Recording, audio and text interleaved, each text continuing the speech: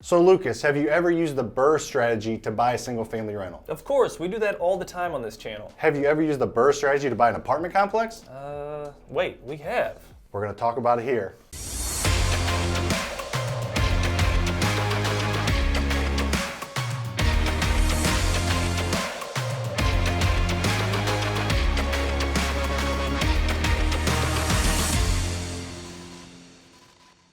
So we've actually BRRRR'd out a couple apartment complexes, which is crazy. We've added hundreds of thousands of dollars in net worth using other people's money with the BRRRR method with an apartment complex. It looks a little bit different than a single family house, but pretty similar. Yeah, it looks a little bit different. I think the main differences, there's two main differences.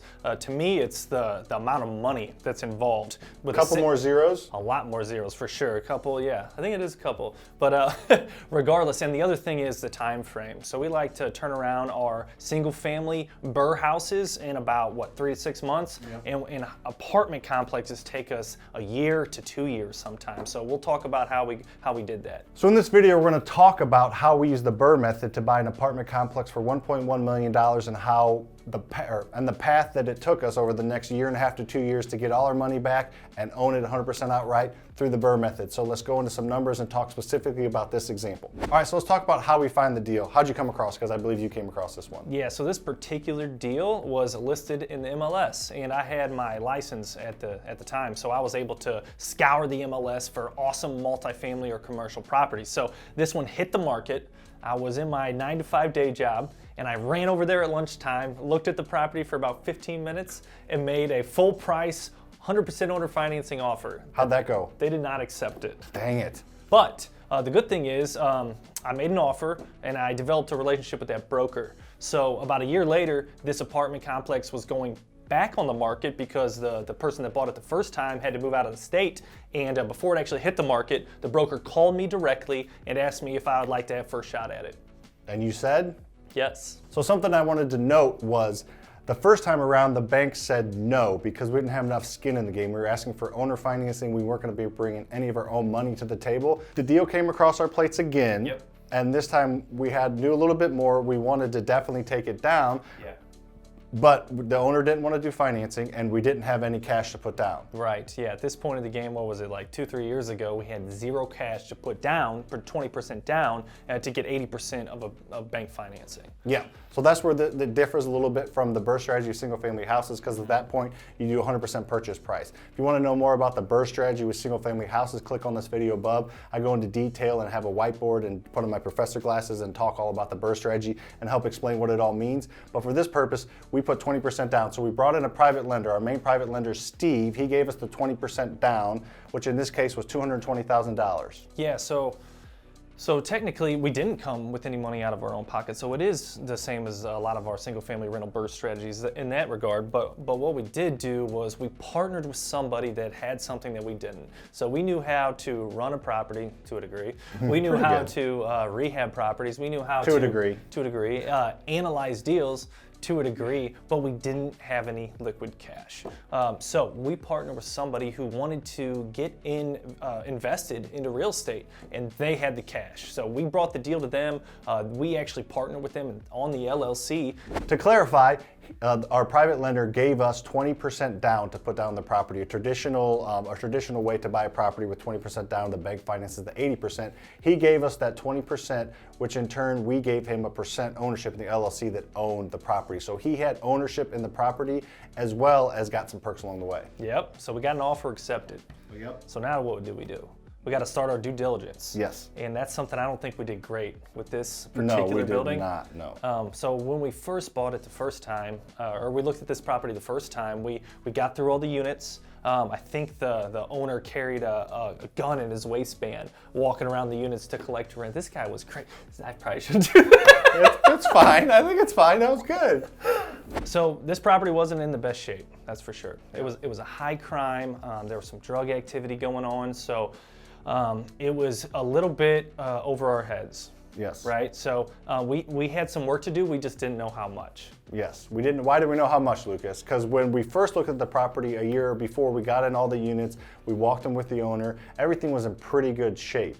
But since then, a lot had changed. So I think we just got in 1 or 2 units like a year and a half later, and we said, all right, we're good. That was all our due diligence we did, which is not enough, because we were soon to find out that a lot changed in that year and a half. Yeah, spend a lot of time, a whole day, 2 days, however long it takes to get in every single unit with an inspector or a trusted contractor and really pick apart those units, and that can really help you with the negotiation while you're in the inspection period, because with this particular building, we got a credit on the back end, right? How much was that credit for? I think 50 grand. Yeah, so we got a $50,000 credit just from being in 2 units. So imagine if we got in all units, we might have got a better deal on the thing. Yeah, we could have been able to renegotiate a little bit, because we just took for granted that they were in the same shape that they were, and they were not. So it cost us a little bit of heartache along the way on our first year of ownership. We put a little more money into the property, mainly through cash flow that we wanted to, but we got the deal up to snuff eventually. It just took longer and took more time and headache than it should have if we did our due diligence in the first place. So we bought this place. How many people out of the 32 paid us rent the first month? I'm gonna guess like 14. Yeah, I think that's about right. Is that a good vacancy percentage that you like to run your I don't analysis believe at? so. People that hear that probably gonna say, I'm not watching their videos anymore. So when we took it over, yeah, we collected less than half the rent, so we were bleeding, and we were bleeding a lot right away. Yeah, so we had to do things quickly. We had to figure out something quick. So what we ended up doing over time, over the first 3 months, and unfortunately we had to evict about 18 people. Yeah. And it wasn't because, if they're late, we're gonna work with them. It was because, they completely stopped communicating, stopped paying, or the cops were called there for some violent domestic act they were doing, and then we Or just drug can't- use. Yeah, we just can't have that in our communities. That's what's different with apartment investing than single family rentals, is you gotta create a community, and it's hard to create that, and so once you do, you got to try really hard to keep that community intact. Yeah, I think the local police department, which we talked to just throughout the last couple of years, they said that they used to go there about once a day, several times a week at least, on some type of call, and now they're there maybe once a month, which you're going to get that every once in a while, just with a big chunk of people all in one area. So we really did clean up the area and clean up that specific spot, and the local businesses and the police department were very, very happy that we took that over. Yeah, so when you evict 18 people, you got to turn 18 units. So we had a significant amount of capital improvements going to this property. I think in the first year, we spent about $100,000 in fixing up this place. But again, you buy a house below market, buy an apartment complex below market,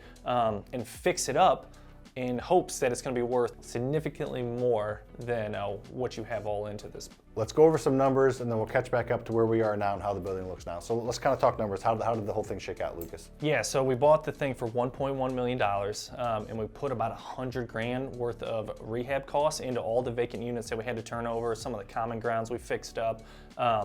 But to be able to fund that, we were cash flowing a little bit. So every extra cash flow that we got, we put back into the property, and then also we reached out for another private lender to be able to fund some of that rehab. But the point is, we spent about $100,000 on rehabs. So we're into this thing for like $1.2 million right now. Yep, and then fast forward to, I guess, just a couple months ago, we took it and got it appraised, and we were going to take out a cash out refinance, just like the BRRRR method. We bought it for 1.1. We rehabbed it, put $100,000 into it. Yep. We made sure all the units were rented. We're going through the BRRRR method here. Yep. And then we're in the refinance stage of the BRRRR method right now. And what did it appraise for? It appraised for $1.6 million, and the bank gave us a check for 75% of that, which is right at that 1.2 million mark. So we were able to recoup all of our rehab costs, pay off our private lenders and partners in this deal. So now Sam and I own it 50-50, 100% outright, and we don't have any other partners to deal with. And we have an awesome long-term note on the building. An awesome long-term note, and it's a great building that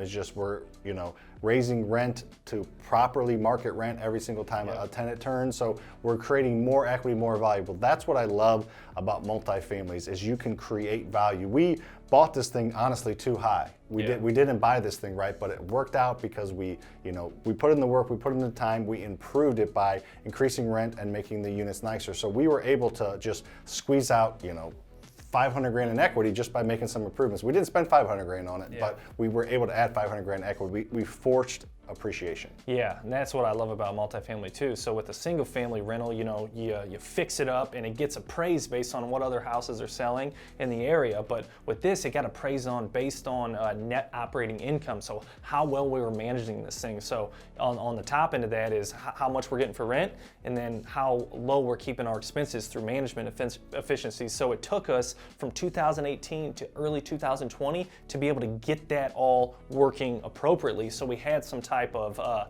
some history to show the appraiser. So that's what they based our appraisal off, is how much money we're actually taking home. And they base the appraisal off the cap rate, which is a video right here where Lucas and I go into the cap rate and discuss how you calculate that and how you calculate the value of commercial and multifamily buildings that produce income, which is different than how they value single family houses. So I just think about how amazing it is. We added 32 doors to our portfolio, and 300,000+ in net, 400,000 of net worth, without another dollar out of our own pocket. It's unbelievable. A lot of sweat equity into this one. Yeah, this one took a lot of work, and we learned a lot along the way. We're doing it with a couple other apartment complexes now. Shoot, we're doing it with the storage facility right now. So Yeah. you can BRRRR and you can purchase property without using any of your own money as long as it's a cash producing asset. You can do it with storage facilities, you can do it with duplexes, fourplexes, you can do it with apartment complexes, you can do it with pretty much any type of real estate that you can add value to and that produces income. Yeah, and to me, with apartment complexes, a lot of people, a lot of the gurus out there,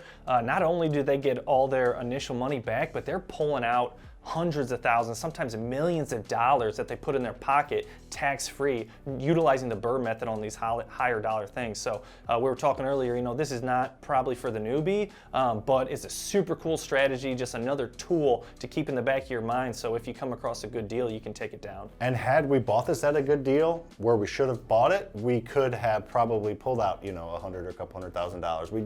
We just bought it a little bit high, but it worked out because we were so excited. We just wanted it. We were so excited. We still do that a little bit sometimes. Multifamily housing is a huge part of our portfolio. We absolutely love it. And if you guys love this video, please comment below and we'll keep dropping more multifamily content every week. Yeah, and if you want to know more about the BRRRR strategy, BRRRR method, and how to buy properties using other people's money with a simpler example, a single-family house, click on this video above. Lucas and I sat right over there in this corner and talked for over an hour on how to buy rental properties using other people's money. It's a great, super awesome, powerful video that you can watch. It's a long video, but we really break everything down in a bunch of different detail. And if you got any value out of this, make sure to please subscribe and comment on this video. We really appreciate it. Here's the subscribe button. Lucas, can you hit it?